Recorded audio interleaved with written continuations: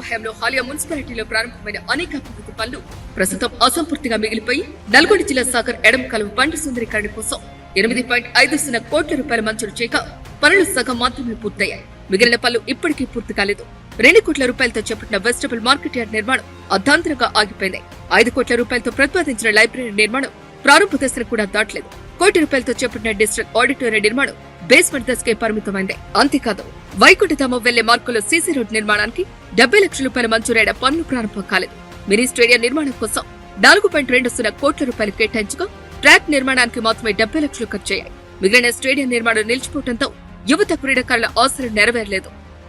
నాగార్జునసాగర్ నియోజకవర్గం హాలియా మున్సిపాలిటీ పరిధిలోని ప్రజలందరికీ నమస్కారం. నా పేరు నల్గొండ సుధాకర్. నేను మాజీ మున్సిపల్ వైస్ చైర్మన్ గా పనిచేసినాను గతంలో. ఈరోజు ఇప్పటికీ కాంగ్రెస్ ప్రభుత్వం వచ్చి 2 సంవత్సరాలు గడిచిపోయింది. హాలియా మున్సిపాలిటీలో గత ప్రభుత్వం మా బీఆర్ఎస్ ప్రభుత్వం హయాంలో హాలియా మున్సిపాలిటీలో 30 కోట్ల నిధులు మంజూరు చేయడం జరిగింది. దానికి సంబంధించి హాలియాలో సుందరీకరణ కోసానికి ట్యాంక్ బండ్ అనే నిర్మాణాన్ని నిర్మించుకోవడం జరిగింది. అది ఇప్పుడు దాని మీదనే ఉండి మాట్లాడడం జరుగుతుంది. రాష్ట్రంలో కాంగ్రెస్ ప్రభుత్వం అధికారంలోకి వచ్చిన తర్వాత హాలియా మున్సిపాలిటీలో కొత్తగా పెద్ద అభివృద్ధి పనులు ప్రారంభం కాలేదని, గత ప్రభుత్వ హయాంలో ప్రారంభమైన ప్రాజెక్టులు కూడా పూర్తి కాలేదని స్థానికంగా విమర్శలు వినిపిస్తున్నాయి. నిలిచిపోయిన పనులను పూర్తి చేయించడంలో స్థానిక ఎమ్మెల్యే విఫలమయ్యారు అనే అభిప్రాయాలు వ్యక్తమవుతున్నాయి. మరోవైపు బీఆర్ఎస్ నాయకులు తమ పాలనలో హాలియా మున్సిపాలిటీ గణనీయంగా అభివృద్ధి చెందిందని పేర్కొంటున్నారు. Central lighting system, mini stadium, integrated market yard, వైకుంఠధామం, 30 పడకల ఆసుపత్రి, పోస్టుమార్టం గది, అంతర్గత రహదారులు, డ్రైనేజీ కాలువలు, మిషన్ భగీరథ, తాగునీటి పథకం, రహదారుల వెంట మొక్కల పెంపకం వంటి అనేక కార్యక్రమాలు చేపట్టినట్లు గుర్తు చేస్తున్నారు. అప్పటి మంత్రి Jagadish Reddy, BRS working president KTR సహకారంతో మాజీ ఎమ్మెల్యే నోముల భగత్ కుమార్ హాలియా అభివృద్ధికి కృషి చేశారని బీఆర్ఎస్ శ్రేణులు చెబుతున్నారు. ప్రస్తుతం నిలిచిపోయిన అభివృద్ధి పనులకు నిధులు విడుదల చేసి త్వరితగతిన పూర్తి చేయాలని హాలియా ప్రజలు కోరుతున్నారు. అభివృద్ధి పనులు పూర్తయితేనే మున్సిపాలిటీ మరింత అభివృద్ధి పథంలో ముందుకు సాగుతుందని స్థానికులు అభిప్రాయపడుతున్నారు.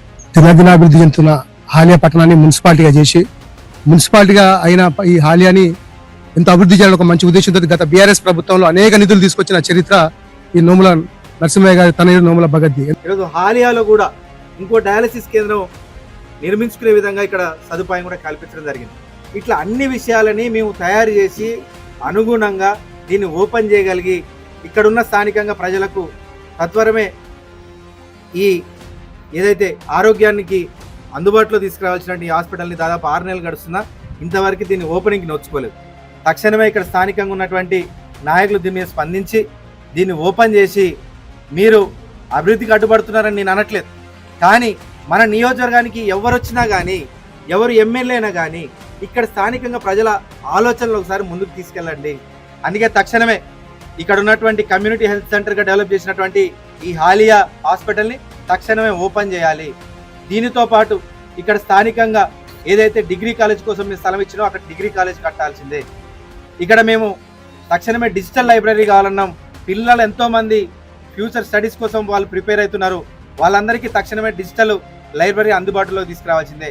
ఇట్లా అన్ని రకాలుగా ప్రతి ఒక్కరికి ఏదైతే మేము తీసుకొచ్చిన శాంక్షన్లు, ఒకవైపు స్టేడియం కావచ్చు, మిగతా ఇతరేతర మేము తీసుకొచ్చినట్టు అన్నిటిని కూడా తక్షణమే అందుబాటులోకి తీసుకొస్తే ఈరోజు హాలియాను అభివృద్ధి చేసినందుకు మీరు చిరస్థాయిగా గుర్తుండిపోతారు తప్ప ఇది కేసీఆర్ గారి హయాంలో వచ్చింది, ఫలానా వాళ్ళు తీసుకొచ్చినారు, దీన్ని ఓపెన్ చేస్తే మేమేడ ముందుకు పోతాం అనే ఆలోచనతో ఉంటే నిన్న సురక్షితంగా బయటపడ్డది కాబట్టి మనం ఈరోజు చర్చించుకోవట్లే.